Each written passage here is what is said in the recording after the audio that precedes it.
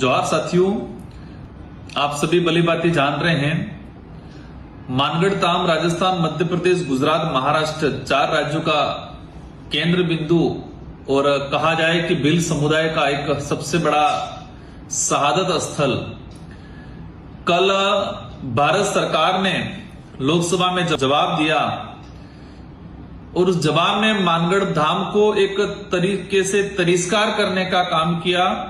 उन शहीदों को अपमानित किया जो 1913 में गोविंद गुरु के नेतृत्व में अंग्रेजों और राजा रजवाड़ों के खिलाफ आजादी का बिगुल बजाया था और बिलराज कायम करने, अलग बिलराज की जो मांग की गई थी, उस मांग में शहीद हुए 1500 से अधिक भील आदिवासी समुदाय को अपमानित करने का काम किया है भाजपा सरकार ने।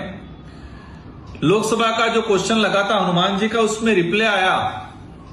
इससे पूर्व एक बार मेरे भी क्वेश्चन पे यही जवाब इस तरह से दिया गया था कि मानगढ़ धाम को महत्वपूर्ण नहीं मान रहे हैं। वो कह रहे हैं कि इसको राष्ट्रीय गौरव या राष्ट्रीय लेवल का दर्जा, राष्ट्रीय लेवल पे सम्मानित करने की बात नहीं कर रहे हैं।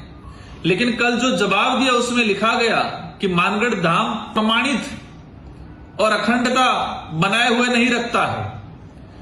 मतलब भाजपा सरकार कह रही है कि मानगढ़ धाम का कोई पौराणिक इतिहास नहीं है, प्रामाणिकता नहीं है, कह रही है कि अखंडता की जैसी कोई बात नहीं है, उनको बनाए नहीं रखती, इसलिए मानगढ़ धाम को राष्ट्रीय धरोहर का दर्जा, राष्ट्रीय स्मारक का दर्जा नहीं दे सकते।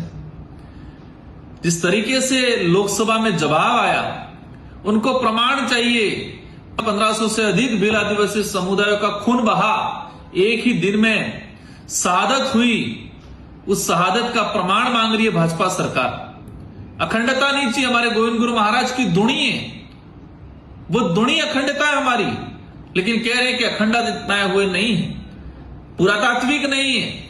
मानगढ़ धाम में 1500 से अधिक आदिवासी शहीद हो गए और उनको पुरातात्विक और प्रमाणिक सबूत चाहिए।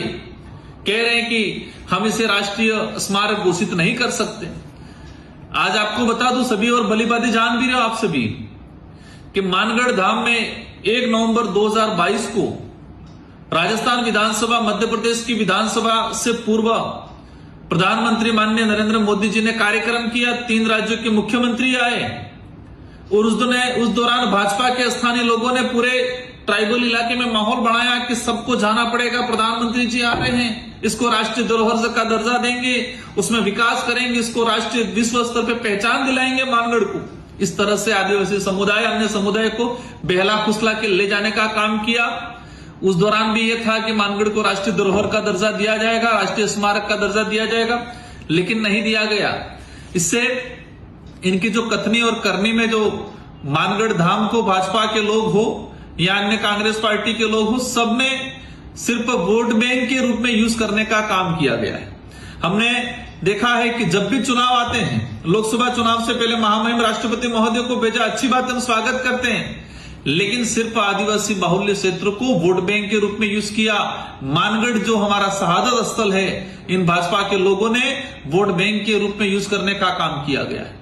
आज जिस तरह से पार्लियामेंट में क्वेश्चन का रिप्लाई दिया है, वो रिप्लाई नहीं, इन 1500 शहीद जो भील गणवीर थे उनको अपमानित करने का काम किया है। यही नहीं, आपने देखा होगा उदयपुर से सांसद आते हैं मन्नालाल जी, इनके लिए तो क्या ही बोले तो कम पड़े, मजबूरी में बोलना पड़ रहा है। इन्होंने, आपको ध्यान होगा, साल भर पहले हमारे 9th क्लास की किताब थी, उसमें लिखा था मानगढ़ का इतिहास, गोविंद गुरु महाराज की जीवनी और भिलराज की जो बात थी, हमारे गोविंद गुरु महाराज के नेतृत्व में अलग भिलराज की जो बात हुई थी, उसको पाठ्यक्रम से हटाने का काम किया। राज्य सरकार को पत्र लिखा कि मानगढ़ का जो इतिहास है, गोविंद गुरु महाराज के नेतृत्व में जो अलग भिलराज कायम करने की जो मुहिम छड़ी थी, उसको हटाने का, उसको सिलेबस से हटाओ, ये आपत्तिजनक है। 1500 भील गणवीरों जो शहीद हुए, उनकी शहादत को आपत्तिजनक बताया और पाठ्यक्रम से हटाने का काम किया। ये लोग उस विचारधारा के लोग हैं जो आदिवासी इतिहास को मिटाने का काम करते हैं।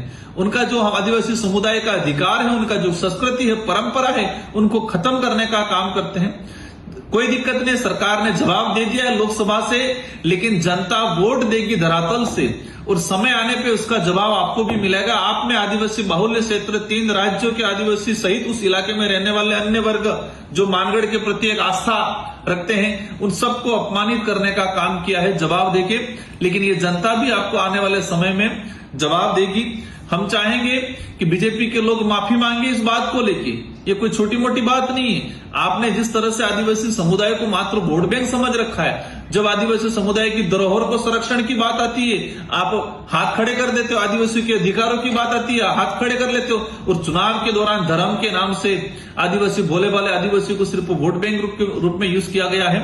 भारत आदिवासी पार्टी केंद्र सरकार के द्वारा जो जवाब आया है उसका पुरजोर तरीके से कड़ा विरोध करती है, और समय आने पर उस इलाके में बड़ा आंदोलन होगा और बिलराज की जो मांग थी, बिलराज का जो सपना था, उसको पूरा करने में भारत आदिवासी पार्टी पुरजोर तरीके से दमखम लगा के जन जागृति के साथ, जनता के साथ सरकार को मजबूर करेगी और सरकार को बनाना पड़ेगा। जय जवान।